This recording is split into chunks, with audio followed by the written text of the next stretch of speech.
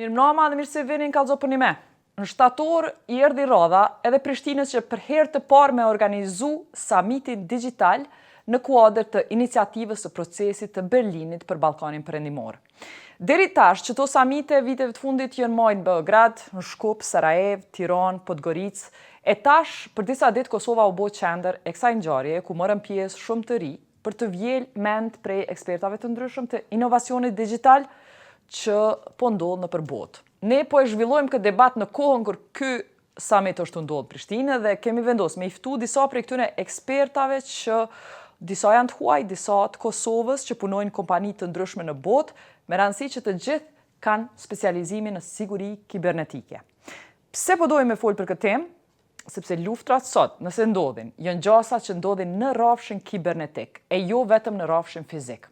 Për shembull, kur ta mendojmë se sa jemi të rrethuar me vegla që i përdorim edhe çdo ditë përditshme, krejt janë gati vegla që mundet me qenë në rrezik prej hakimeve, vjedhjeve apo krimeve kibernetike. Duke ja nisë prej telefonit që e mbajmë, mundeni me u mashtru në forma ndryshme prej profileve të rrejshme, emailave, virusave që mund të kenë qëllim minimum përfitimin material, maksimum përfitim tjetër. Përveç telefonit, të ndihshme i kemi edhe kartelat e bankave që mund të abuzohet me to.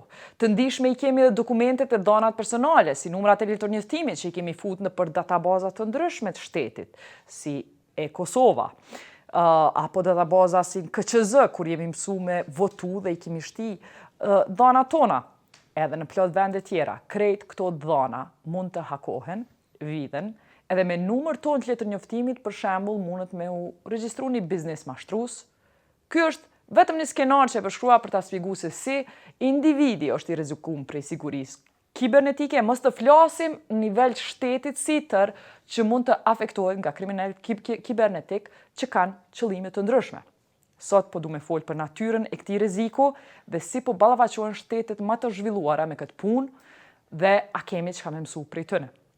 Me panelin që e kam sonte, do të diskutoj këtë punë, të cilët janë Rifa Hyseni, i cili është ekspert në siguri kibernetike, po edhe përfaqësues i qeverisë Kosovës, njëri prej koordinatorëve të këtij samiti digjital që po mbohet në shtator në Prishtinë. Pranë tij është Merle Maigre, e cila është eksperte e sigurisë kibernetike në Estoni dhe punon për Akademinë e-governance, apo shteti digjital, edhe është team leader në njënën prej vlerësimeve që e ka bo Komisioni Evropian për Ballkanin Perëndimor.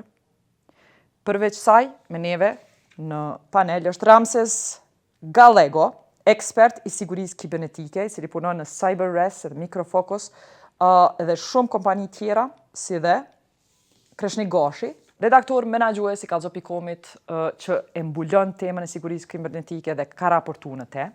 Ndërsa online na bashkangjitet Blerta Kreuter, e cila është specialiste e sigurisë kibernetike në Raiffeisen Bank ndërkombëtar në Austri, domethënë prej Kosovës, ka shkuar dhe u bë specialiste e Raiffeisenit në Austri. Si dhe me neve është Kastriot Fetahaj, i cili është inxhinier i sigurisë kibernetike, që punon për kompaninë Noexis, po ne e kemi ftu edhe si haker i bardh, që është koncepti i hakerave që i nimojnë njerëzve, na ka nimu neve në Kallxo.com, për me umbrojt, me bo sistem shumë atë fort mbrojtës prej hakerave të zi, apo të këqe. Edhe i falenderoj gjithë këta njerëz shumë divers që i kemi në studio, po për këtë temë, edhe po nisim as pari me zotin Hysenin, si përfaqësues i qeverisë Kosovës, kallëzom qysh ju ka shku samiti që po mohet për herë të parë në Prishtinë, a kanë ardhur krejt çka keni pritë që kanë ardhur? Po, faleminderit Jeta, faleminderit për emisionin dhe për kontributin e juaj në thjesht një dhënie një publiciteti ose njoftimi më të gjerë të publikut për samitin, rëndësinë e tij dhe thjesht mirëvajtjen e tij gjatë kohës sa është marrë. Samiti, siç e përmendëm më herët, është një nismë me iniciativës të Berlinit, ku në kuadër të programeve dhe iniciativave tjera është edhe samiti digjital, i cili mahet pothuajse tash tradicionalisht në 6 vendet e Ballkanit.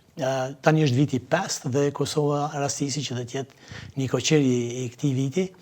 dhe bashkë me RCC-n, e cila është po ashtu në kuadër të iniciativës Berlinit, dhe donatorë të tjerë, kryesisht nga Bashkimi Evropian, bashkë me qeverinë e Kosovës, kemi bërë gjitha përpjekjet e nevojshme me kohë dhe rezultoi që gjithçka të shkojë mirë gjatë pregaditjes, po dhe përfundimisht edhe gjatë 2 ditëve sa është u majt faktikisht 21-22 shtator. A jeni pas ftu ju në Beograd kur u moj Samiti Digjital?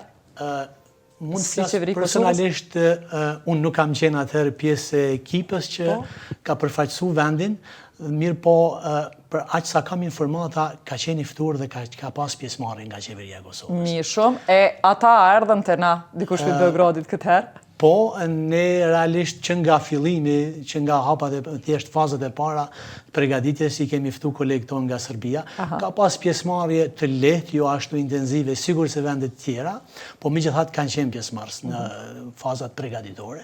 Ka pas edhe konfirmimin e pjesëmarrje dhe përveç paneleve të sigurisë kibernetike ose Trust and Security, si është quajtur në origjinal, ka qenë një pjesëmarrës nga Serbia dhe ka qenë dje në pjesë e Samitit, mirë po për shkaqe shëndetësore, sot nuk ka mujt me qenë në panelin e diskutimit.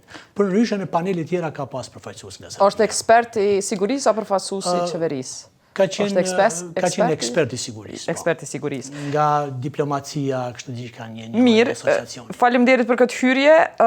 Ms. Maigre, I'm interested in your perspective, in a big picture for Western Balkans. What are the challenges in the cybersecurity of Western Balkans from the study you've done on assessing these countries?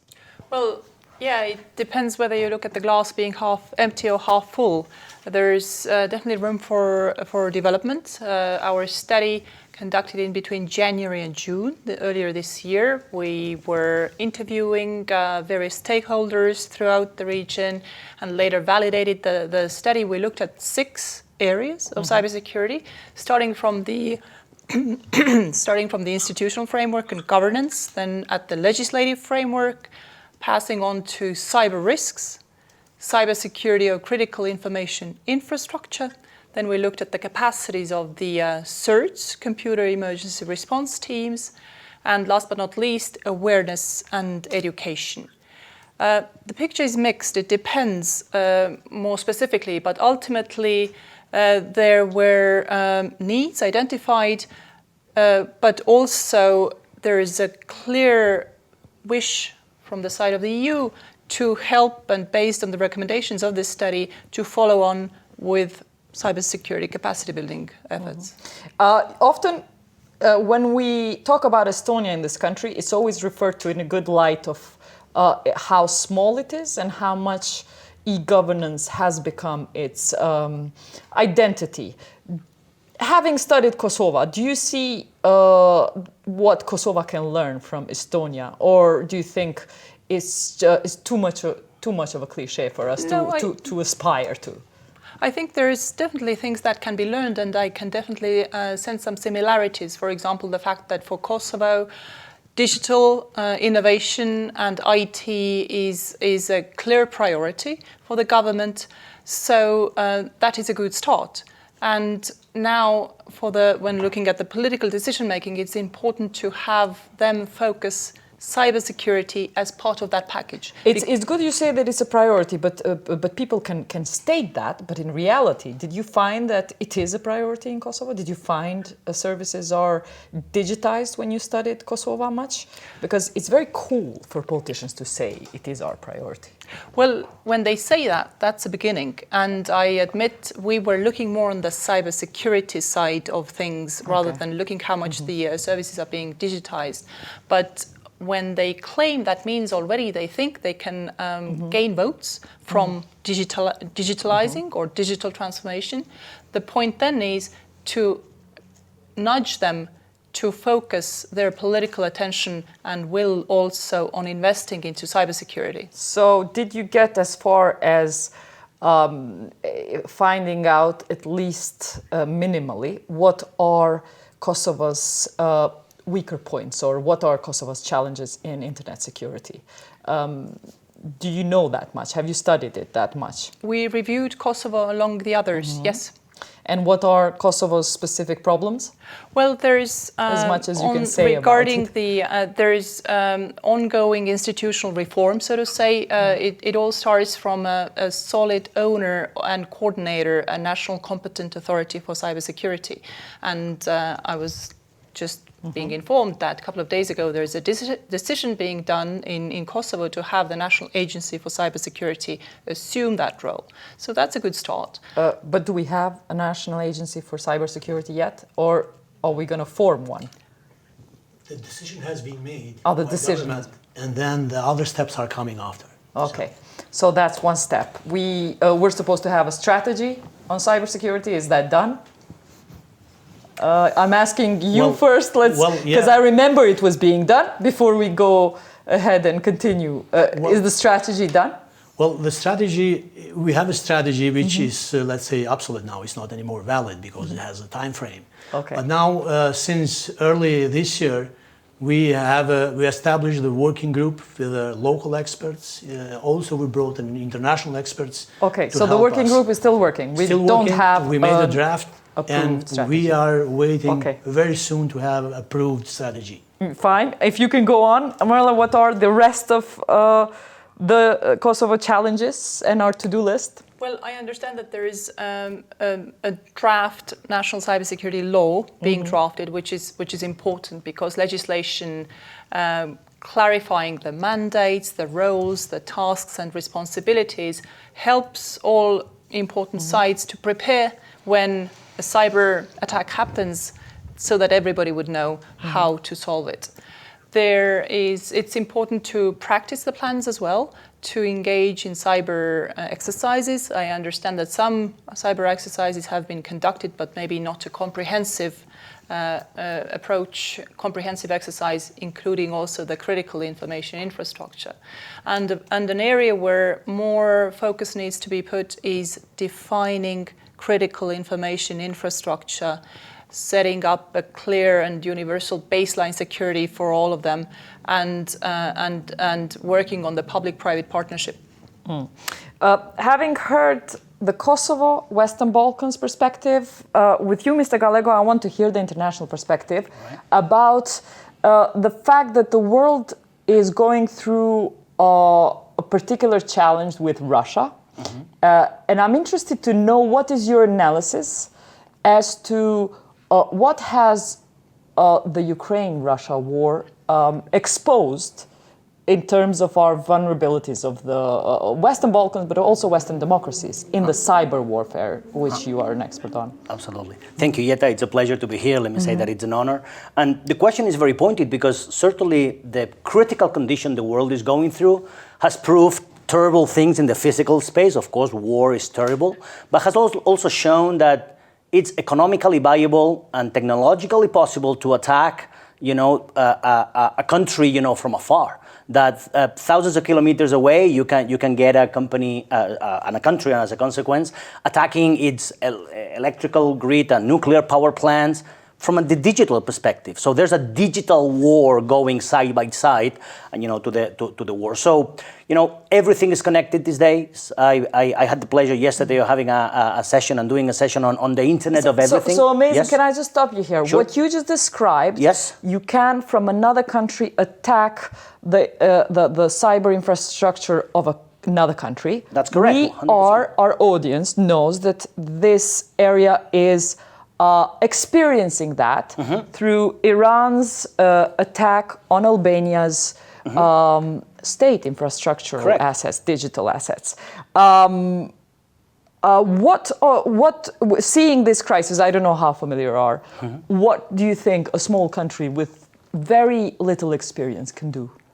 Well, first, gain the experience. Second, be, and let me use this word, obsessed with protection and defense.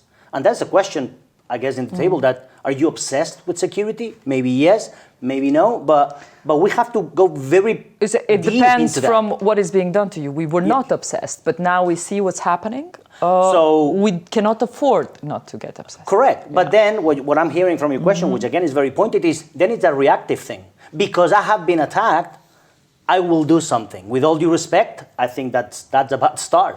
You should be obsessed with protection and defense, people's lives, companies, critical infrastructure, even if you are not attacked. Of course, if you are attacked, you should be, and then invest, get the right budget, sign the check in order to get the right technology and processes and procedures and people, working into Okay, that. Yeah. Because I've seen your presentation and how you present scenarios. Can you explain to us how can someone, you started with a scenario, how can someone from another country influence, for example, the energy system and make the energy stop for you from another country? Is that possible? Oh, absolutely, 100%. Not only is possible, it has happened, it is happening, let me use the present continuous tense, and it will happen, which is terrible. Where has it happened? Okay, it has happened, in different countries around the world. Actually, the electrical grid and nuclear power plants are connected to the network. They are connected. I mean, maybe not the core systems of our nuclear power plant, but certainly different systems, infrastructure, and in accounting, in different systems are connected to the internet. So, if you entice someone from that company to give you his or her credentials, to do some sort of phishing attack, and then you gain access, command and control to part of the grid. Because you're dealing with the criminal minds of the hackers. Yes, do you think, going into the winter that we're going to, and with energy crisis, is that the biggest risk? Absolutely. For the winter? Absolutely. Winter is coming. It's set in a TV series, so that's a fantastic and unfortunate title for an article or for a debate. Winter is coming, and that means great risk. Do you see energy companies and countries addressing this in particular in developed places? Because you claim we must sign the checks in terms of less developed countries. Are developed countries doing enough? Yes, but winter is in 3 months' time. So yes, but unfortunately I have to say and declare that we are already late. We didn't see that coming, and winter is in 3 months' time. So yes, there are plans, and we were talking before about strategy and tactics, and that's great. But in 3 months' time, there's little you can do. There are things that you can address, but not, we're talking about millions of people. And if someone had to pose the million-dollar question, is Russia winning its cyber wars? Because we see we get more reports over how much is winning or not winning physically in the terrain, but on the cyber wars, is it winning? I hate to say that the answer is yes, because they have an army, a digital army. Clearly a better one than the physical one, which is with absolutely, old tanks, old equipment. Dealing with drones from sitting safely in a huge warehouse. They don't have to take guns to the border and again killing people, which is very bad. But attacking from afar. You would say they're winning? Your question was the cyber warfare? In my opinion, they are, not the war. Tell me some examples where you think they've won. Illustrate it for an audience which might have not basically attacking Ukrainian companies, taking the government or part of the government, of Ukraine. That happened 1.5 months ago, down. Just for a few hours, just for a few days. But I'm not talking about science fiction. It has already happened because it's, again, economically viable and technologically possible when you have an army of people. And by the way, that's not the only country in the world that has a digital army. Okay, I know that your question is pointed into that specific country, but there are others that have thousands of digital soldiers sitting and doing things against other nation states, which I think it's terrible and actually it's a tragedy, I would say. Kreshnik, kur ndigjon që të perspektiv që shtetet që s'janë mike kanë armatat njerëzve me na sulmu, a ka shon sa mu mbrojt na veçlit? Dy elementa kështë dashmi përmend. A kemi masa mbrojtëse, edhe a kemi kriju një vend dhe një ambient ku hakerët ose njerëz që bëjnë gjëra të këqija në komunitetin ndërkombëtar e krijojnë një stretë të mirë në vendin tonë. Po du mu kthy pak në ato që kemi raportu ma herët edhe qysh Kosova ka qenë njëni prej vendeve të sigurta ku hakerët mujnë me bo probleme edhe me eksportu probleme për vendet e rajonet edhe për botën. Kosovë kemi një grup të njerëzve që kanë qenë të arrestuar për vjedhje bankare, kanë klonu kartela bankare dhe kanë vjedhur shumë bukur të mëdha të parave në Shtetet e Bashkuara të Amerikës. Janë një grup prej përmi 20 persona që kanë qenë të arrestuar me një operacion të hetuesve ndërkombëtar. Dhënat që i kemi na tregojnë që gjithë këta njerëz kam pështu pas një therë në kam, për shkak se sistemi jonë i drejtësisë i ka parashkru lanë të tyne, kanë përfundu si lanë të mbyllura, edhe sot ata njerëz janë të lirë dhe mujnë me punu profesionin e vetë, prap të lirë, mujnë me punu haker, mujnë me punu çdo gjë. Veça mujnë me shënu, jam impresionuar që mas pari i kanë zonë, që do të thotë kena IT të mirë që ndërkombëtare përmenda, ka qenë një hetim i përbashkët midis FBI-t dhe në atë kohë policisë së Unmikut, pastaj policisë së Uleksit dhe njësisë së krime kibernetike në policinë e Kosovës. Krejt kjo punë, krejt kjo hetim, disa mujor, është parashkru në gjykata tona dhe njerëzit janë liru si të pafajshëm dhe pasunitë e tyne, pronat e tyne, resurset e tyne nuk janë bloku. Sot ata njerëz janë të pastër para ligjit dhe sot ata njerëz mund me him punë edhe në qeveritë Kosovës sepse e kanë dosin e pastër. Pra ne na tregon që sistemi jonë ju ka qenë një mesazh jashtë vendeve tjera që na jemi në zonë e lirë ku mund me ardh njerëzit dhe me vepru. Na kemi raportu disa herë që në disa zona tona ka pas prodhues lajme të rrejshme që kanë eksportuar për jashtë e elemente tjera. Pra kjo na tregon që e kemi kriju një zonë e cila të mundson që ti me pështu ndjekjes së ligjit nëse ti kryen veprime antiligjore të hakimit. Kjo na tregon edhe për mungesën, po ashtu po e them, të këtyre sulmeve të vogla që ndodhin në vendin tonë dhe një mungesë e kapaciteteve me hetu dhe me pas se ka po vinë. Gjitha sulmet ose shumica e sulmeve në Kosovë që kanë ndodhur kanë përfundu pa hetime penale, pa u zbulu se kush po i bën këto sulme. Kemi po du mi përmend, disa kompani, disa media që kanë raportu që kanë qenë prej e sulmeve edhe sot dosjet e tyre kanë met ende pa u hetu në prokurori dhe në polici, për shkak se neve na ka ndodhur që kemi pas prokurori që ka hetu krime kibernetike, nuk ka ditë dallimin midis USB-s dhe emailit, e kemi raportu këto, edhe kjo neve na tregon për gjendjen e sistemit. Kjo na kallzon që e kemi një vend të sigurt ku ti mundesh me i pështu ligjit nëse ti bën krime kibernetike. Nëse dalim te resurset tona, atëherë mujna me fol shumë gjatë që përpos disa sistemeve të mbyllura, të cilat funksionojnë të mbyllura, nuk komunikojnë me jashtë, pjesa tjetër është infrastrukturë kritike e cila është shumë e rrezikuar në vendin tonë. Policia komunikon me telefon, që nuk është pajisje e sigurt, policia komunikon nëpërmjet emailit pa pas enkriptim, gjykata me prokurorin edhe me policinë komunikojnë me emaila të thjeshtë të Gmailit ose të hapur që mund me qenë në këtë punë. Databazat e institucioneve janë të hapura prej pajisjeve tjera, telefon ose kompjuterëve jashtë vendit, pra kemi një situatë ku komunikimi është bukur i breshtë dhe ende kapacitetet tona nuk janë të ndërtume. Po te kapacitetet po du me të nalë për me i përfshi disa njerëz, natyrisht puna e Kreshnikut është me i po krejt kërë rezi që une po du mu këthy teni jo kaq e ertë, po pak e ndryshme te kapacitetet tona si Blerta Shabani Krojtër, e cila ka dalë pe Kosovës dhe është rekrutu prej Rifa Hysenit me shku deri në Vjenë me punu si eksperte e sigurisë kibernetike. Mas pari shumë mirë, natyrisht kjo është edhe mirë që përfaqësohet Kosova në profesionalizëm të tillë, keq që s'është të na shërby neve. Po sidoqoftë, Blerta bën me ditë historinë tënde se qysh e ki ndërtu kapacitetet e sigurisë kibernetike edhe për dikën që nesër dën mu marë me që temë. Ku ke studiu edhe qysh ke mri deri te Rifa Hysen Vjena? Me shumë kënaqësi jeta. Do me thonë, procesi i arritjes deri këto ku jam, do me thonë ka qenë një proces, asgjë nuk arrihet brenda natës. Studimet i kom përfundu këtu në Universitetin e Prishtinës, në Fjek, ku kam vazhdu edhe studimet master. Pastaj kam punuar në disa vende, por u punësova më në fond edhe në bank, ku fillova zhvillimin edhe më atutjeshëm, sepse punoja në atë kohë si në departamentin e sigurimit dhe po ata mundësin që t'i ndjek edhe disa certifikime ndërkombëtare të cilat na kam pru në këtë nivel se ku jemi. Si kuadro jemi deficit në fakt e ka kërkesa të mëdha. Mirë po u mundova edhe pranë rinisë Kosovës t'ja përcjellë mesazhin që gjithçka është e mundur. Edhe këtu nga Kosova me studiu, me arrit edhe me qenë thjesht kompetente, me hy në garë ndërkombëtare dhe me arrit diçka të mirë. Ta pash prezentimin para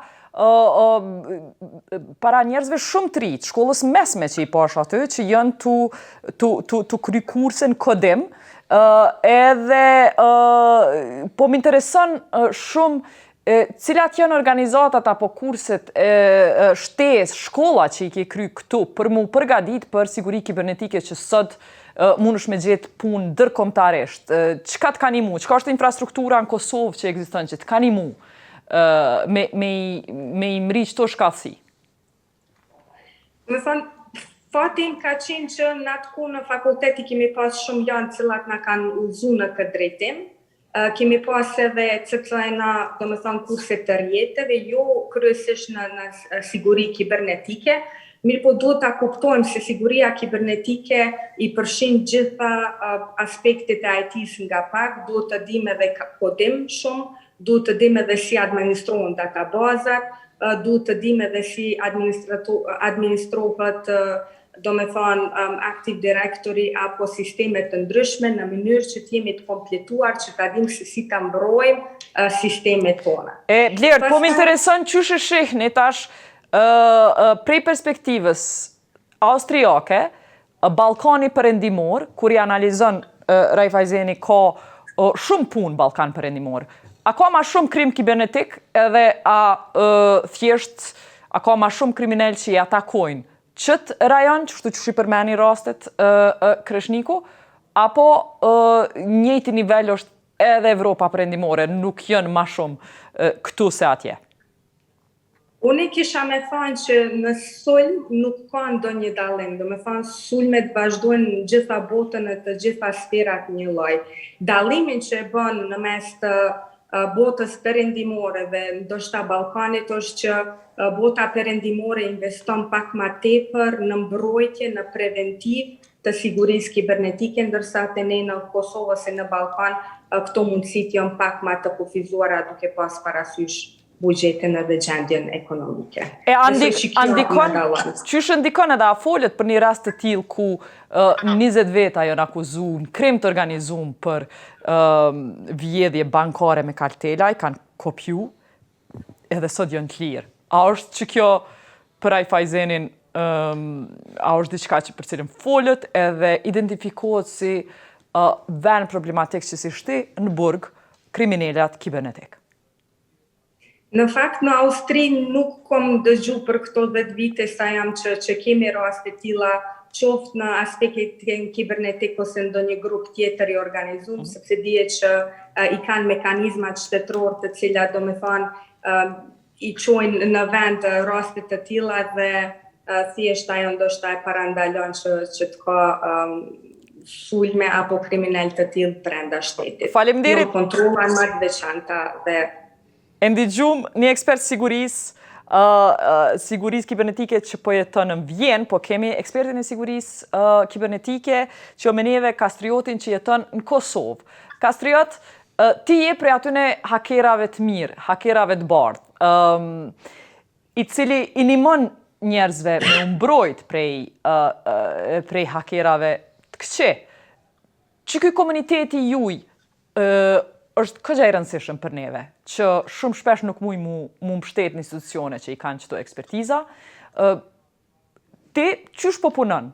Shkallësia jote, qysh po punon që je halon Kosovë, nëse muj me të pytë kështu, e këndej, si sta Blerta, është kuadër shumë deficitar.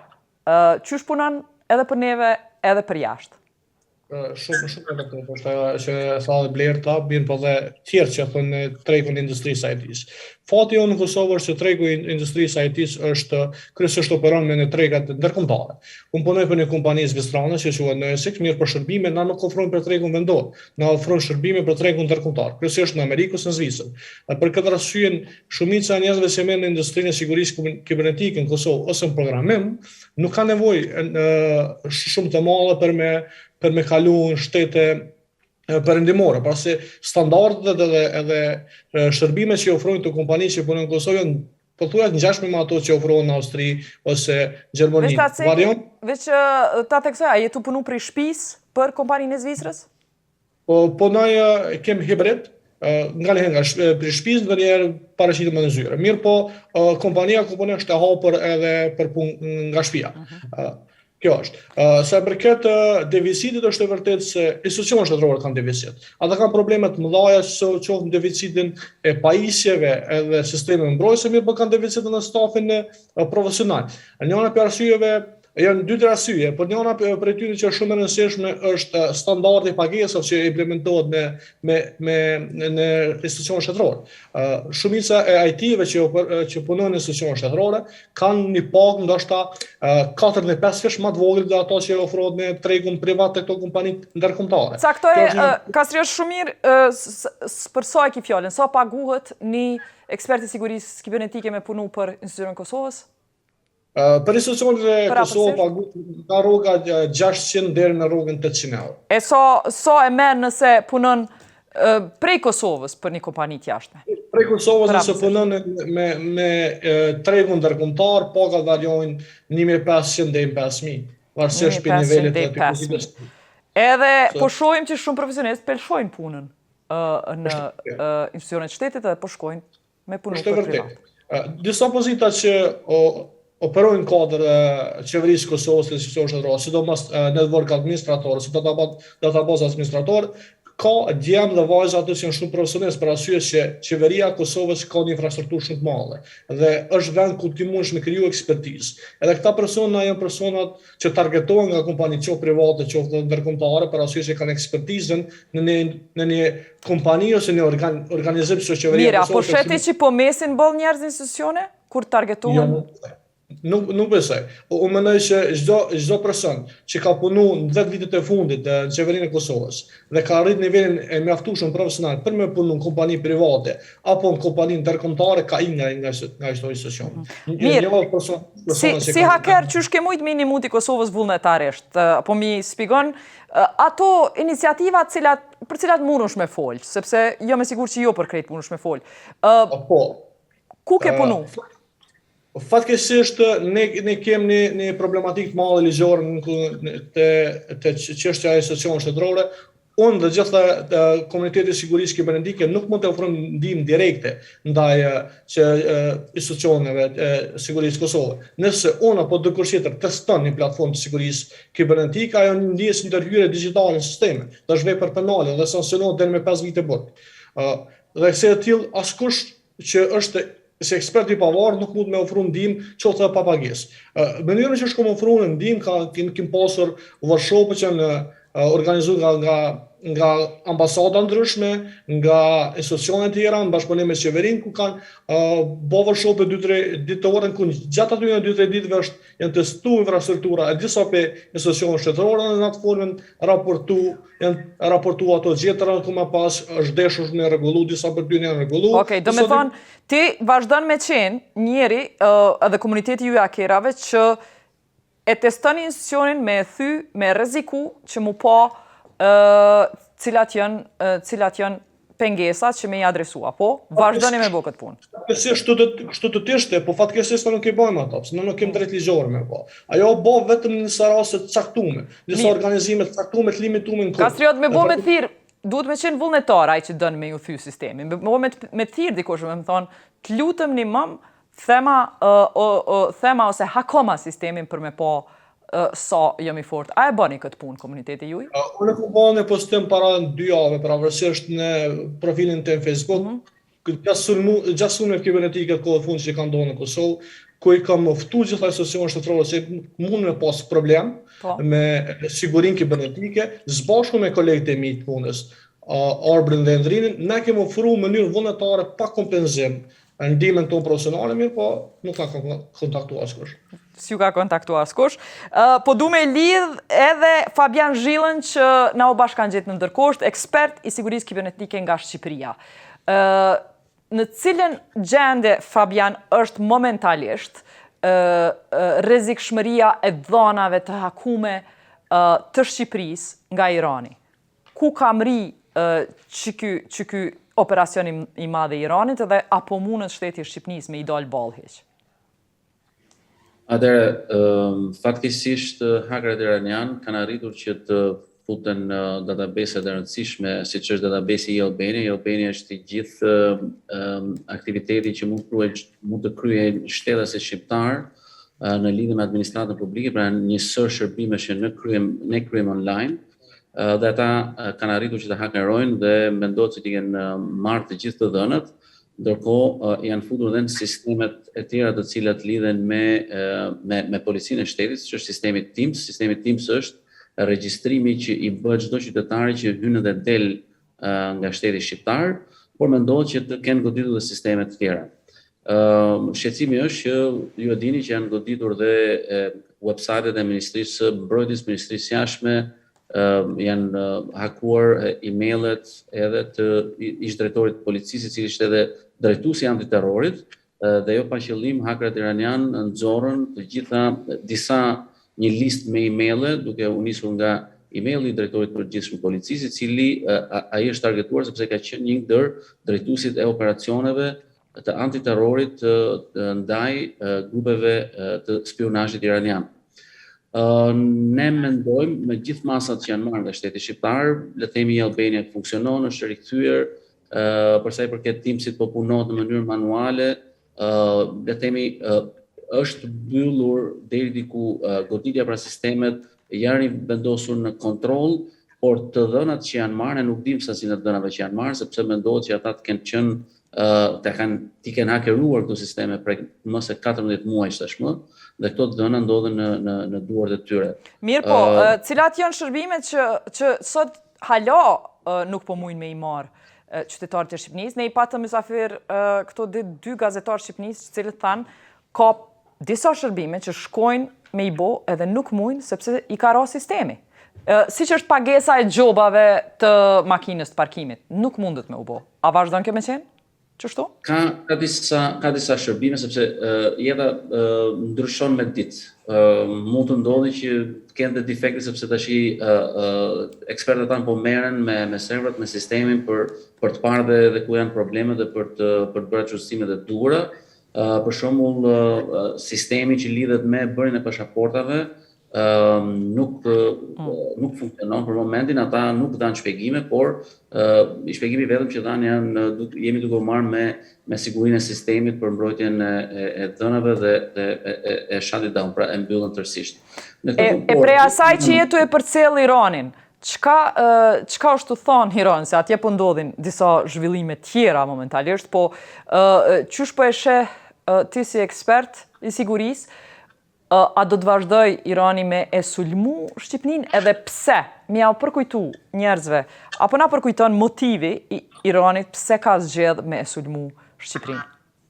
Atëherë Irani e ka deklaruar, ose Irani nuk ka marrë gjë përsi si shtet, por le të themi grupi i cili është mbas hakerëve ka thënë që juve po mbani po strehoni disa terroristë, pra mbi 3000 antar të Mekut që Shqipëria mori përsipër të strehonte. Meku, për gjithë ata që nuk e dinë, është opozita iraniane, deri Meku ka bërë dhe ka pasur konflikte të ashpra me qeverinë drejtimin aktual dhe akte terroriste, pra kanë pasur gjakderdhje dhe Meku strehohet në Shqipëri dhe me shumë gjasa vijon luftën politike online. Dhe për këtë arsye në korrik Meku po organizonte mbledhjen botërore në Durrës dhe kjo ka qenë arsye që ne u sulmuam, u shantazhuam dhe më pas u ndoq me mbylljen, me përzënien e përfaqësisë diplomatike të Iranit. Pra në një kuptim ne jemi gati në luftë me Iranin, sepse po vazhdon ata po nxjerrin informacione, nuk dim se si do të vazhdojë dhe çfarë të dhënash do të nxjerrin, të cilat ekspozojnë bashkëpunimin me agjensitë partnere, mund të ekspozojnë edhe pjesëtar të shërbimeve sekrete, pra gjëra të rëndësishme. Ju e dini, doli dhe informacioni për një akt të vrasjes që do të bëjë kryeministri Kurti. Pra po synohet që Shqipëria të destabilizohet, por nuk mendoj jeta që është thjesht Irani dhe Shqipëria. Kjo duhet parë në kontekstin gjeopolitik që ndodhet e gjithë pjesa shqiptare, pra përfshi Kosovën, këtu sepse edhe Kosova ka qenë objekt i sulmit, përfshi edhe rastin me agjentët rusë të cilët gjatë verës vizituan disa nga ish le të themi sajtet ushtarake që ka pasur Shqipëria, dhe po del që ata nuk ishin thjesht disa turistë thjesht, por janë të paguar nga shërbimi rus. Pra ka një synim që të koordinuar, mendoj, midis Iranit dhe Rusisë për të krijuar destabilitet dhe kjo të përdoret më pastaj për të negociuar kryesisht nga Rusia për si leverage. Kastriot, çka I thua aty që thonë shumë banaleve kjo si turist me shku edhe me I fotografu sakt ato vendet ushtarake Fabian, fakt ty po të pys, vendet ushtarake të Shqipnisë edhe ti dorëzohen diqysh ashiqare Shqipërisë, duke mos e bo fsheht këtë punë. A qaq të pas sofistikum I pas kemi në arme qëta?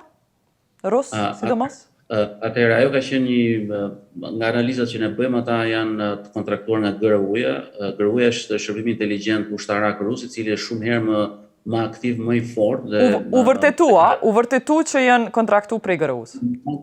Ka fakte. Sepse mendohet nga analizat që bëjmë ne duke ditur tipologjisë si funksionon. GRU-ja ka në ndryshim nga agjencitë e tjera inteligjente, nuk merr vetëm inteligjent, pra nuk mbledh vetëm të dhëna, por mund të bëjnë dhe inkursione. Kanë ato që quhen spetsnaz, ata kanë dhe forca speciale, pra, siç ishte edhe rasti I Malit Zi, dhe përdorin disa lloj teknikash, për shembull nuk dërgojnë teknikës drejti shtetas rus, por kontraktojnë shtetas me shtetësi tjerë apo shtetas cilët mund të jenë student që në pamje të parë ata nuk duket sikur janë të shërbimeve inteligjente. Është përdorur një blogere, e cila shumë e njohur. Në fakt është bërë dhe shtypi britanik për të. Ata dolen haptas, e bën fare banale për të shkëputur vëmendjen, pra pikërisht për të krijuar idenë që s'ka mundësi që një shërbim kaq I zhvilluar inteligjent, por nga pamjet që ju janë gjetur në telefonin celular, atyre ju janë gjetur pamje për shkakun që lidhen me ujësjellsa, lidhen me pika, kanë qenë afër disa antenave, kanë qëndruar brenda disa objekteve të rëndësisë veçantë, pa çka që në duke kanë shfaqur që kanë filmuar, pra kanë bërë të turizmin që është tani në Europën lindore, turizëm që po tërheq pra objektet e vjetra ushtarake post komunizmit. Në fakt mendohet se ketë qenë një cover up. Ju janë gjetur dhe lingota ari për shembull, që janë tipike për të fshehur transaksionet nëpërmjet bankave, mund të jetë paguar dhe me ar ose me kriptomonedha. Faleminderit, kur I ndigjojmë këtu zotni Hyseni, çka po mësojmë na për Shqipënisë, apo presim e na ndodh neve sulmi për mu përgatit, apo jemi tu vogati? Në fakt jeta jo vetëm Shqipëria, po e gjithë bota është e rrezikuar nga sulmet kibernetike. Mirë, sa është Kosova e përgatitur? Kosova, po nga vetë fakti që askush nuk është I sigurt, investimet, përgatitjet, paraprëgatitjet për sulme kibernetike nuk janë mjaftueshme asnjëherë për askën. Kosova si institucionet publike ashtu dhe ato private, thjesht ende janë në një fazë të hershme të digitalizimit dhe automatizimit të proceseve, të shërbimeve dhe gjithë ato që I ofrojnë qytetarëve apo bizneseve. Prandaj është një dozë ose një rrezik pak më I vogël se sa vendet që janë të zhvilluara. Rasti I Shqipërisë mund të merret si një krahasim, po jo shumë I përafërt me Kosovën për arsye se shërbimet publike... Po thuaj si grupet religjioze nuk ja kanë vënë synin Kosovës, qështu për motive tilla çfarë I ndëgjum që janë në Shqipëri. Në fakt, unë desha me krahasue pozicionin e Shqipërisë, e cila ka avancuar shumë në mënyrë agresive, pozitivisht në digitalizim në shërbimeve, dhe kjo në mënyrë automatike nënkupton ekspozimin ndaj rreziqeve. Ndërsa te Kosova e kemi një zhvillim pak më të vonum dhe ekspozimi është më I vogël, që në I bjen që dhe rreziku është më I vogël. Përndryshe, veç një pyetje, cilat dhona që Shqipënia I ka në sistem, na nuk I kemi në sistem. Po flasim për shërbimet që nuk I kemi në sistem, nuk I kemi të digitalizuara. E kioskun, gjitha dhonat janë sistem lidhet me kabull interneti. Policia, databazat I ka, njëjtin sistem Teamsin e ka dogana, databazat. Dhonat e ATK-së që I keni ju, janë lidhuna në internet, apo? Po, në fakt, nuk e kisha pas, si më hanë, komoditetin të flas për sistemet e institucioneve të ndryshme për arsye se ato nuk janë të centralizuara që po që kallëzoni, ju jeni shefi IT-s në ATK. Që aty, a I keni krejt online? Jo. Si keni? Jo, për arsye se shërbimet elektronike që ATK-ja I ofron për qytetarë dhe për biznese, I bën përmes portalit të tatim paguesit, si e quajmë ne, EDI, ku ofron shërbimet e deklarimit, përkraja pagesës, vërtetimit tatimor, një seri e shërbimeve, të cilat Kanë dhona personale, kanë dhona financiare. Duhesh me hi online për me këqyrë sa i ka dikush borxhe, po, në biznes? Dikush, për veti se cili po. Okej, krejt këto janë online, do me thonë, me dash mu sulmu, munësh me jo të gjitha, për arsye se nështë është mirë këta me sqaru fillimisht, në EDI për vetëm shërbimet në njësi për tatim pagus të caktum. Do të thotë, i për vetëm mundësia e dorëzimit një deklarate tatimore, dhe në rast se paguhet deklarata tatimore, gjithsesht pagesa që del me atë deklarat, atëherë mund shihet edhe flet pagesa. Për ndryshe, nuk hipen dhonat historisë, transaksionet masive të tatim pagusit dhe pikrisht nuk hipen për shkaqe të sigurisë. Mirë po, shërbimi si shërbim hipet, informatat e paksa janë ekspozuar. Për ato që bizneset kanë qasjen to, që publiku ka qasje, po i pys për ato që vetëm ju keni qasjen to. Sa është i ndishëm sistemi ju i brendshëm i ATK-së? A mundët dikush me i marë prej juve? Kreshniku e përmendi ma herët. Edhe a ke testu në herë me hakera, për shembull? Veç me testu sistemin e ju? Do shta nuk është mirë me i shpalos gjitha këto informata që mund t'jenë edhe të ndjeshme. Mirë po, përmendi Kreshniku shumë mirë më herët që core sistemet janë gjitha të izoluara. Edhe sistemi i doganës, edhe i tatimeve, janë të izoluara dhe kanë vetëm një lidhje të veçantë specifike për përkrahjen e shërbimeve elektronike. Prandaj, qysh po menon lidhje, veç një lidhje? Po mendoj, core sistemi është i izoluar dhe nuk i ekspozohet qasjeve edhe për takim pagues nga publiku, pas për rezultatë tonë nuk i qasen nga rrjetet e jashtme. Do të thotë, core sistemet qasen vetëm përmes rrjetit të brendshëm, i cili ka dhe masa tjera sigurisë për mbrojtje dhe për ndërhyrjet mbrojtshme, edhe nga vetë përdorus të mbrojtshëm. Për arsye se mos harrojmë se rreziqet janë çdo herë shumë të theksuara dhe shumë të, si më thonë, të shprehura edhe nga vetë përdorus të mbrojtshëm në kuadër të. Mirë, kur ndodhen sulmet kibernetike tash në Kosovë muajin e fundit, o përgadit, a ndodhen teste apo organizime të brendshme në qeverinë e Kosovës për t'i përforcu kapacitetet më mbrojt për shtë në sulmeve, apo jemi me njëjtat kapacitetet si para se më nasë më? Ramses e përmendi më herët rastin e energjisë dhe rreziqeve që po hyjmë ndimër. Në siguri kibernetike investimet bëhen, planifikohen mirë, përgatiten buxhetet, investimet nga aspekti i kapacitetetve hardverike. A i keni përgatit ju? Nuk bëhen për një ditë, as për një muaj, as për 3 muaj.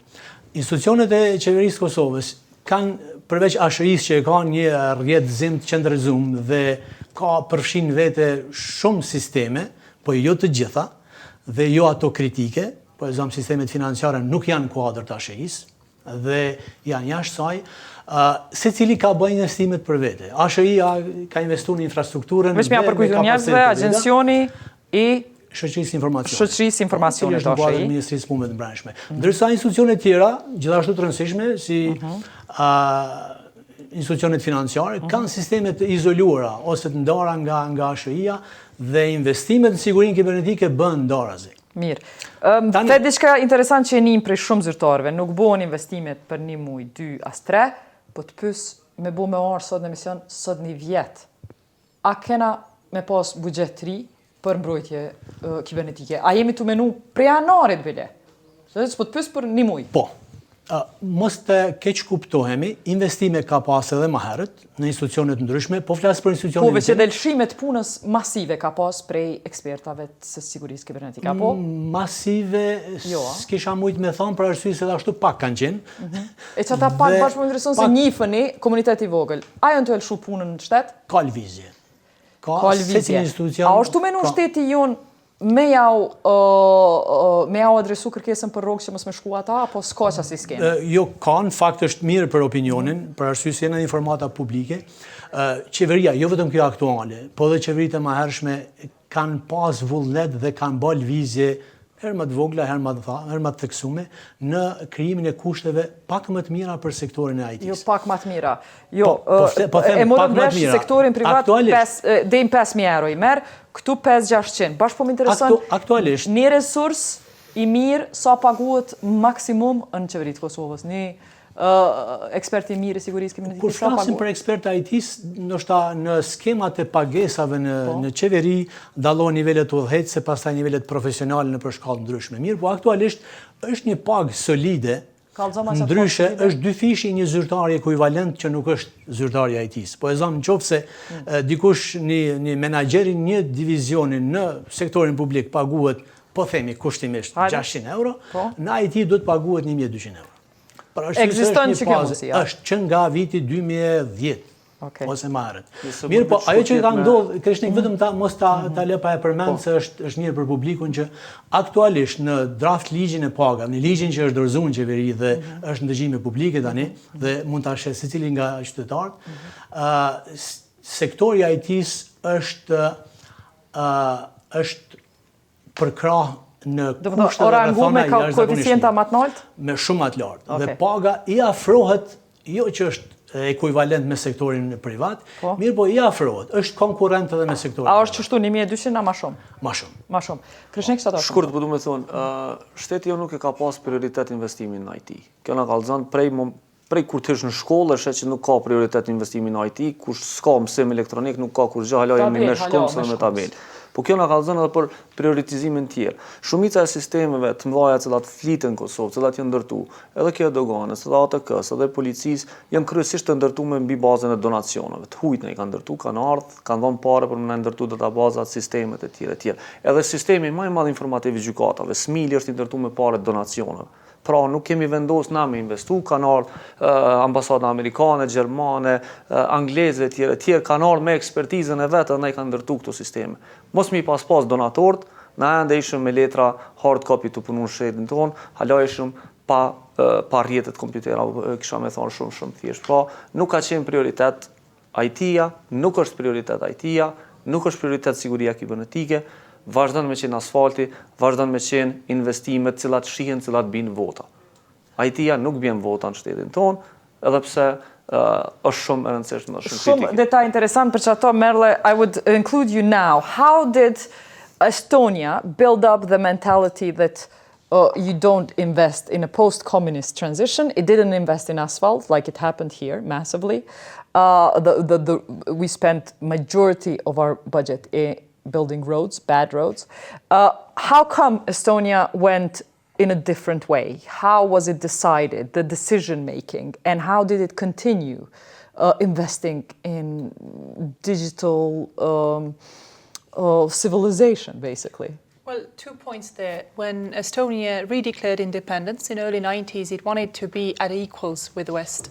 And it was in the digital field that it could be that, because that was where everybody at that time was more or less equal in development. So investing into digitalization of its services, having the advantage of having no legacy systems to get rid of, was an area where Estonian government decision makers decided to invest so that Estonia could bunch at the same level. Remind us, how big is the population of Estonia? Population is 1.3 million. 1.3 million, not far from Kosovo. So how did you digitize schools first? Can you describe that process? Do you know that process? Yeah, so that's the digitization, but I'd also like to touch upon the cybersecurity. Digitalization of schools was really a decision of then a couple of ministers who decided to launch that process in a small country. It's a political will. Were they engineers themselves? How? No, it was a political decision that was followed on by budget decisions and then carried through. It involved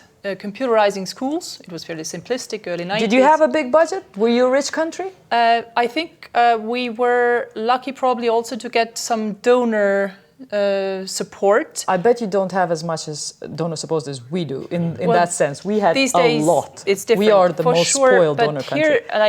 But on the cybersecurity point in Estonia, what I wanted to say was an early wake-up call that we had back in 2007. We were attacked. Thinking back, it was Russia. We didn't have the skill set to attribute that attack at the time because, when your house is in fire, you try to put out the fire. You're not thinking about who started the fire. and it's later that you have to invest into making sure that the electricity systems are good, and then thinking then after the fire you probably invest into the different fire drills, just as in cybersecurity. How did you make sure your experts on cybersecurity don't work for abroad? Well, there is always that challenge of a brain drain. You try to make your country attractive enough. There is always that challenge of your experts in cybersecurity, particularly getting paid more in the private sector than in the state sector. So there is this question: how do you attract them to the state sector? You try to pay them. You will never pay more than a bank, for example, will be able to. But what the state can do is to offer interesting work. IT experts, hackers, white hat hackers ultimately can play around and develop with enormous databases that is of interest to them. You as a state can offer training opportunities, what the state can offer, and ultimately you can appeal on people's citizens' idea that you can make a difference, you can make your country a better place, that you will have less chances of doing it. There is a mentality from officials, public officials who need to use these databases here, that it's just basically, they come from a background of paperwork. How did you overcome this former communist mentality that our judges and prosecutors resisted for a decade to put things into systems because they're used to everything being hacked? I think ultimately what shakes things up is a good cyber attack, as a wake-up call, and that's when everybody realizes that whether you have things on paper or whether you have them online, we are all vulnerable these days. Because let's take, I don't know, elections for example. It doesn't matter whether you vote on paper or whether you vote very sophisticatedly, like voting as we do in Estonia. Ultimately, even if you vote on paper, for example, there are elements, for example, in elections, such as vote tabulation, voter lists, counting of voters, or presenting the results in media, areas where you are vulnerable. Your parties can be hacked, as happened in the US in 2016. So there are, throughout our lives these days, it's also connected, we always are vulnerable. And it's not a question of whether we are being hacked, it's a question of when. We cannot surround ourselves with some firewall. Someone will hear this argument, then why should we go online if it's so risky? Was the argument about actually digitizing? And I want to know more specifically, what services are left in Estonia that are not digitized for normal citizens? Do you have any services left that are still I think physical? you have to get married, you have to show up in person. Show up in person, yes, to get married. Okay. Yes, but maybe at COVID time, no, you still, I guess, had to show up in person. But retirement, I'm just interested, because we have a debate here, to get retirement pension. Do you have to show up to show you're alive? Or there's a system? I'm sure there's a system, but it's the question of like where do you start the digitalization? In Estonia, we're lucky to start out with banks working together with the state, and some of the first services was, for example, tax declaration, that you could do it online. Banks worked with the state there, and when a person did it online, a person got the tax reduction back in a matter of hours. And that was something that people could see with their own eyes, that it was worthwhile to trust and use a digital service. So you have to have the legislation ready, and you have to start winning people over by starting digitalization from services that matter to people, where it can bring some concrete advantage, so that step by step people trust. With us, people know it matters to them, but we have an administration which is resistant. Well, there's that. People also can trust services that are secure. I wouldn't want to use a digital service where I'd know that the state hasn't invested into the cybersecurity side of things, and if I use it, my data can go wild and someone can leak it. It goes wild anyway, even with hard copy. It probably does, and you have to be cautious. But when the state guards my data, the state should also invest into cybersecurity. Okay, çka mu më mësu për kësaj përvoje kur ta ndëgjojmë Estoninë, çka ka bo, edhe që na se bojmë as sot? Thjesht me investu, thjesht me pas vullnetin, me ndërtu kapacitetet. Do të mendoj që një pjesë e mungesës kapaciteteve në sistemin ton ka ardhur për shkak të kriminalitetit dhe krimit të organizuar këtë vend. Për shkak se ky smili i gjykatave ka nisë në vitin 2004 me u ndërtu. Po të kishte qenë sistemi digjital, na nuk I kishim pas këto lante parashkruar me cilat I përmenda më herët. Sepse sistemi kishte bërë flamujt e kuq dhe gjyqtarët nuk kishin mujt me I kalu flamujt e kuq me ju parashkruar këto lante. Ka pas interes me vazhdimisht ka pas interes për me pas burokraci, për me pas një administrat, për njerëzit me mri, mos me mujt më mbikëqyr në letra në hard copy, në mënyrë që me mujt me pas ma të lehtë korrupsione. Na sot e kemi sistemin e prokurimit digjitali, I cili ka hjek korrupsionin prej një hall këtë prokurimit publik. A e kemi për shembull raportimin në ATK mjaftueshëm digjital?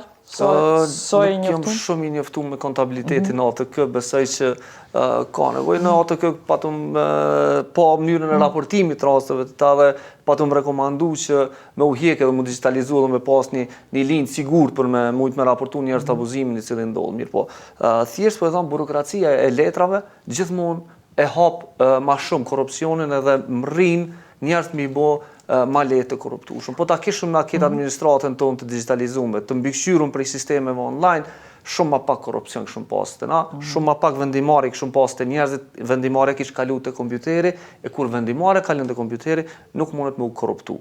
Që është këtë esenca dhe unë besoj që janë dy faktorë që të shtyjmë, domethënë, edhe korrupsioni është të shtyjë përpara, mos me pas digitalizim, edhe mungesa e dijes.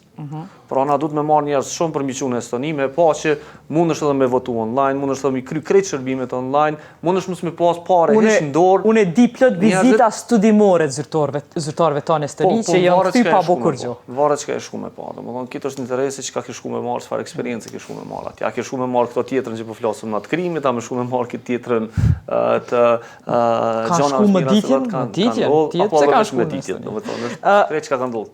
What is your Ramses, you come from Catalonia. What are practical kind of tips you think we can get from a region like that? Absolutely, yeah. I'm based in Barcelona, born and raised. Certainly, we have the Catalan issue, you know, against, if you will, and Spain. Because of you, we're not getting recognition. I know that. Can you sort that out? I'm Catalan.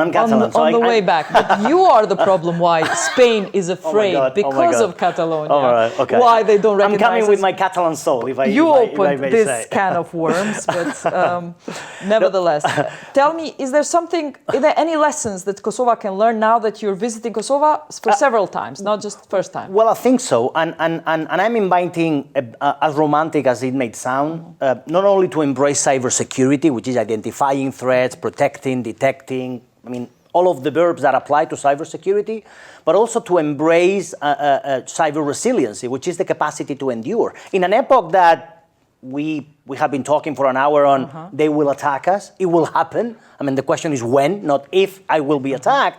Then resiliency is about the capacity to be back, the capacity to recover and evolve to the next version of ourselves as a country, as a region. Certainly, again, with the elections in Catalonia in October the 1st, 3 years ago, you know, allegedly Spain attacked the elections. The response we get from our authorities is, well, let's not digitize then, since war is coming.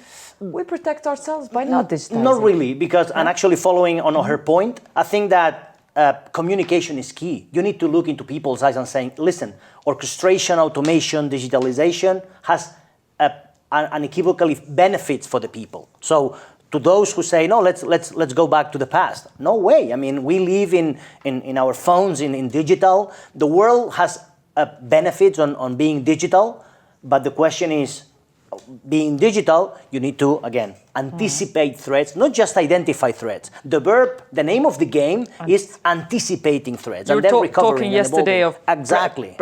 Preparedness. Like for Get any ready. war. Get ready, exactly. Yes, because you were using the metaphor, we build armies of people to make sure each country has an army to make sure we protect ourselves. We have police. But we don't have soldiers in the cyber field. So, in my opinion, and again it was discussed also in the table, get resources from, engage with other countries, PPP, private... Would you say engage with white hackers too? Of course. Yeah. I mean, they have fantastic experience, the will to do that, the sense of belonging, and she was saying, making the country and the region at large better, because I belong and I want my country to succeed. So the answer is absolutely yes, use the resources. But in Spain, did you have a problem with actually corrupt administrations which have a motivation, financial motivation not to digitize? What do you do to armies like that of civil servants who have an interest not to digitize? Well, actually, there's an initiative of a people's IT army, actually going back to society and asking people to defend the country for free. I mean, of course, there's a debate that we shouldn't do that, but there are people actually enlisting and engaging into protecting the country. I mean, having some hours to do white hacking, and so I think that's great. So those initiatives are very important. And again, the sense of belonging, and as a country and region and protecting people's lives, absolutely. Yes. Rifa, ta pajtosh që e kemi pas një administrat, këte që po e thëmë anglisht, një administrat që ka pas interesim, jo veç në shërbim civil, po në fusha tjera, ka pas interes mos mu digitalizu, për me mujt me më shef hajinin. Jetën prap nuk ja dha vetën atë drejt që të flas për institucionet në përgjithësi, për arsye se i takoj vetëm një agjencionit vogël që ka një fushë veprim të ndjeshëm dhe në cilin kemi bën një progres jashtëzakonisht madh. Unë pajtohem me Kreshnikun që ka pas vonesa në administrim, ka rezistencë të madhe nga njerëz që punojnë tradicionalisht bazuar në letër. Dhe këtë kam provuar vetë gjatë karrierës time në administratën publike, gjithsa kam qenë udhëhec dhe jam ende udhëhec si sektorit IT-s, ku shumë procese është dashur me i shty dhe me thjesht me eliminu rezistencën e njerëzve. Fatbarësisht, administrata tatimore është një shembull i mirë, i administrimit mirë, përveç tjerash, ose me thanë më ndryshe, përmes digitalizimit. Kemi arrit që të evitojmë faktorin njeri në përmasa jashtëzakonisht të mëdha. A keni mri me evitu që tu me adresu një problem shekullor që i raportojmë për ATK-n, po thëmë ashtu dramatike shekullor, që është punën me dy par letra. Biznesi që punën një për çka me shti online, një për një par letra në tavolinë. Në fakt, edhe vetët për luftimin e kësaj janë të kufizuara, mundësit janë të kufizuara. Kreshniku e përmendi më herët për arsye se shihet që është shumë aktiv me administratën tatimore. Shembulli i mirë ka qenë raportimi. Dhe fal iniciativës dhe bashkëpunimit që ka pas zyra jonë që merret me çështje relevante, ne sot kemi konceptuar një sistem të raportimit shumë të sofistikum nga ato që janë aktualisht në përdorim. I keni marrë këshillat tona? Kena marrë këshillat dhe jemi bazue, unë personalisht kam shfletue sajtin e juj dhe kam provuar të bëj raportime, kam përcjell raportime dhe kam pa mundësit për avancim. Mirë po, kthehemi tek çështja po e raportimit të dyvisht. Njëra prej masave që besoj ju e keni si informat gjërsa komunikojmë zyrtarisht, ka qenë testimi dhe vendosja e mekanizmave monitorues të zyrtarëve tonë nëse kryejnë shërbime kontabiliteti për ndonjë tatim pagues. Dhe ka qenë masë që ka ofruar informata nëse dikush të shfrytëzojë infrastrukturën e ATK-s apo pajisjet e ATK-s apo ndonjë element tjetër jep shërbime që është në konflikt me... Edhe pa e shfrytëzu infrastrukturën e ATK-s, a lejohet me dhënë shërbime? Jo, nuk lejohet. Mirë po, e kemi përdorur si mekanizëm. E di që ka qenë njëna aplikë. Ndërsa zyrët tona, që ju e dini cilat janë njësi që merren me këtë punë, vazhdimisht janë aktive, vazhdimisht marrin informata nga publiku, në qoftë se kanë ndonjë rast raportuar tillë dhe marrin masat përkatëse. Se sa arrihet kjo, është e pamatshme, të paktën prej momentit ku jemi, mirë po që nuk është punu, ai drejtë më është punu. Dhe unë pajtohem me Kreshnikun që ka shumë për të bërë në digitalizim në administratës.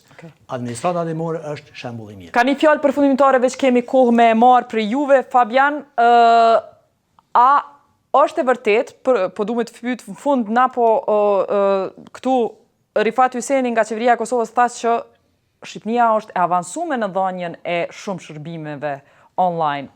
A vazhdoni ju si qytetar me menu që është e avancuar? Është e vërtet që e-Albania është një platformë e cila ka lehtësuar goxha shërbimet online, megjithatë ka problemet e veta sepse është një platformë e cila për shembull nuk i përgjigjet ose është shumë e vështirë për një moshë caktuar, pra mosha me 55-60 ka komplikacionet e veta, pra dhe nuk ofrohen shërbime për këtë moshë, por nga ana tjetër kjo është e mira nga ana tjetër, është dhe problemi tjetër, siç ndodhet me sulmet kibernetike dhe siç tha eksperti spanjoll që ne do të vazhdojmë të jemi përballë këtyre sulmeve, ekziston dhe ky rrezik. Por të falenderoj që ke marrë një përfaqësuese nga Estonia, e cila është vërtet një nga modelet më të mira dhe aty ka edhe një qendër të ekselencës të NATO-s, dhe mendoj që ne duhet patjetër të marrim këtë eksperiencë, jo vetëm Kosovo, por dhe Shqipëri, dhe ta studiojmë me kujdes, dhe jo vetëm të shkojmë për të bërë ture turistike, por dhe vërtet të lidhim marrëveshje bilaterale dhe nga pikpamja akademike dhe shkollat, për të marrë programet atje dhe për të trajnuar studentët si të shërbejnë pastaj le të themi sektorit të mbrojtjes kibernetike në të gjitha aspektet, sektorin privat dhe atij publik. Faleminderit, edhe unë jam i nderuar që i kam këta ekspert Kastriot, çka muj me mësu edhe na, jo veç prej çka ndëgjum këtu prej Albanians, a kemi çka me mësu qysh me bo apo mos me bo në Kosovë? Mendoj se rasti i Albanias dhe sulmet kibernetike në Shqipëri që kanë bërë nga shumë e rëndësishme për neve në Kosovë. Qeveria e Kosovës ka jashtëzakonisht shumë sisteme që të ekspozuar online, janë për rreth 300 webfaqe që janë të ekspozuar online, dhe ato webfaqe nuk dihet për nivelin e sigurisë tyne, nuk ka një mekanizëm të mirëfill të testimit sigurisë. ATK-ja është një prej rasteve që është një prej agjencioneve më digitalizuar dhe më profesional, po nëse bëjmë një pyetje për zotrin Rifat, kur keni bërë testime të jashtme, a keni bërë testime të jashtme në 6 muajt e fundit? Sa zyrtar për siguri kibernetike ka agjencioni? Me siguri ka 0. Kjo na bën në përfundim se jo shumë ka investuar qeveria. Qeveria do të investu shumë, do të bëni bashkëpunim me sektorin privat, mirë po dhe me ekspert pavarur. Unë përfaqësoj komunitetin e sigurisë kibernetike, ku jemi rreth 100 persona, të gjithë ngashmë në mbështetjet, po asnjëri për neve nuk e ke mundësinë aktuale ligjore, madje as teknike për një mbështetje në këto. Shumë pyetje e mirë, Blert, po duam të dëgjoj edhe ty veç përgjigju Kastriotit. Sa testime i ke bua, ku me thonë? Nuk është mirë, ndoshta me përmend shifra dhe data, mirë po që sa eksperta sigurisë kibernetike i ke? Si? Sa eksperta? Në fakt është shumë e vërtetë që nuk kemi ekspert dedikum 100% për çështjet sigurisë. Po është një prej segmenteve që mbulohet nga resurset e mbrojtshme. Meta pa e pyet edhe tha, unë e kam ofru veten me komunitetin tim për këto sulme minimu. A ka ndonjë formë pse qeveria e Kosovës nuk komunikon me këtë komunitet? Realisht mundësi ka Kastriot që të angazhohen ekspert jashtëm. Janë format ligjore, procedurale se si mund të angazhohet një ekspert në një periudhë caktuar kohore. Unë po pyetja ka forma vullnetare, se nëse këta po thojnë edhe vullnetarisht e bojnë, pse me pagu? Është e mirë se ardhur, dhe unë personalisht kam komunikim me komunitetin e IT-s kur shohin ndonjë bug, si e quajmë, ose ndonjë lëshim sigurisë. E bojnë pa parë dhe njoftojnë në mënyrë shumë profesionale në kanalet sigurta të komunikimit që në web faqen e juaj e keni një problem. Po më vjen mirë. Dhe jashtëzakonisht mirë na vjen kur kemi një komunikim edhe bashkë. Blerta Shabani, ju bankierat s'bëni kur gjë pa parë, apo? Ti kemi vazhdu me punu për Hyseni International e na, a kena me ta pa hajrim përveç ligjëratave që kjo ardhë me i bo, a ka shansa një ekspert si ti me i kontribu në çfarëdo forme Kosovës, atë lojnë bankierat profitabil me kontribu në Kosovë? Kuptohet që është e lejuar, mirë po duhet gjithmonë me marrë një clearance si thonë edhe prej bankës. Në anën tjetër mundohem në aspektin profesional të këshilloj sa më tepër të mundohem që ta ngris vetëdijsimin, sidomos tek të rinjt, se si është rruga për të arritur deri këtu. Tash po muj pa të pyet për fund sa gra janë ekspertet të sigurisë kibernetike që aty ku punon ti në Hyseni International? Sa gra janë? Në Hyseni International jam e vetmja femën që jam e specializuar. Prej një ekipi, prej sa vetave? Prej 100 vetave. Kemi kolegë tjera, por nuk janë specializuar në siguri kibernetike. Prej 100 vetave kam një kosovare me fakultet të teknik të Kosovës, apo? Kam ri atje me qenë një dhe 100. Faleminderit, po du me kry mirë, me lajmë të mirë, por me adresu qëtë problem, Kreshnik, urna, që u përmen këtu? Atëherë, po du me përmbyll shumë shkurt për me kallëzu gjendjen që kemi na. E para na ende kemi qytetarët Kosovës që janë viktima të hakimit të lirë. Pra kemi njerëz që ju vjen një email i ke fitu 300 milion se e keni trashëgimtar në dikon në Gjermani dhe këta çojnë parë në internet, pra shteti jonë hala nuk ju ka kallëzu që me çikaq email ti mund të shpiqu do parë me një kompani e cila transferon parë njerëz hala i besojnë ato ne? Hala qindra njerëz në Kosovë besojnë këtij kurthi. Hala na kemi njerëz plot që na vinte dera dhe thonë kemi hub 100.000 euro, 200.000 euro sepse i kemi çuar atje për mi marrë do parë. Na kemi problem me edukimin për me ndërtu gjeneratën e re të njerëzve që punojnë në teknologji informative, për shkak se shkollimin janë ato e fillu në fakultet, jo në shkollë të mesme, jo në shkollë fillore që shëbojnë shumë prej institucioneve të tjera ndërkombëtare. Na kemi problem me infrastrukturë. Ende shumica e institucioneve të Kosovës nuk kanë protokollet sigurisë kibernetike, nuk din kush e çeli emailin, kush e msheli emailin, kush e përdor databazën, kush ka qasje në dhomat e serverit. Nuk ka pasvord, nuk dihet kush mundet me hi, kush me shkarku e tjere. Na ende nuk kemi përgjegjësi. Nuk e dim kush është personi i cili run serverin, kush është personi i cili run kablat, kush është personi i cili ka qasje. Na ende nuk kemi, imagjinoni, ende në polici njerëz nuk i kemi me certifikat të sigurisë ata që kanë qasje në databazën e policisë. Imagjinoni do me thonë njerëzit që ndodhe dhe kanë ra në verifikimin e ATK-së, kanë qasje në databazat policisë. Edhe kjo është problematike. Na do të me ndërtu një sistemi i cili garanton siguri për resurset tona kibernetike, e tutje me vazhdu pastaj me janis me investu. Na majmë trajnime me zyrtarë të ndryshëm për çështje të rrjeteve sociale dhe të përdorimit tyre. Kur ulemi me zyrtarë që janë drejtar për shembull të komunave, drejtar të emergjencave, edhe e sheh që ai telefonin e tij, në cilën e ka qasje krejt infrastrukturën e komunës, e ka pa pasvord, kjo është e tmerrshme. Kur ti e sheh që ai merr telefonin me çato email dhe e çon në mobile shop dhe ja jap dikujt tjetër i cili mund të më qenë komplet problematik, atëherë ti e sheh që kemi shumë probleme. Kur na e shohim që pajisjet me të cilat komunikohen, prodhohen dokumente sensitive të vendit tonë, kalojnë në treg dhe ju jepën njerëzve pa u shkatërru, atëherë është problematike. Kallëzoni ju nëse keni pranuar ndonjëherë donacion kompjuter që ti ka përdore u Leksi, un Miku apo misione ndërkombëtare dhe kanë pas hard disk. Nuk ka. Sot secili zyrtar qeverisë të Kosovës ja merr kompjuterin me hard disk pas një problem sepse nuk e din që do të më hek hard diskun dhe më shkatërru ato sepse kthehen dhona. Çka që kemi nivelin e edukatës tonë. Dhe kjo është problematike për vendin tonë. Faleminderit që analiza jote është gjithë një këtu shiftoft me na kallëzu ku jemi. Për këshillave të mira që i kemi prej jashtë. Faleminderit shumë gjithëve që ishit në studio, si dhe faleminderit juve online, Fabian Zhillës, Kastriot Fetahaj edhe Blerta Shabanit Krojtër. Faleminderit që na u bashkangjitet. Kaq kishim për sonte deri në emisionin e radhës. Natën e mirë.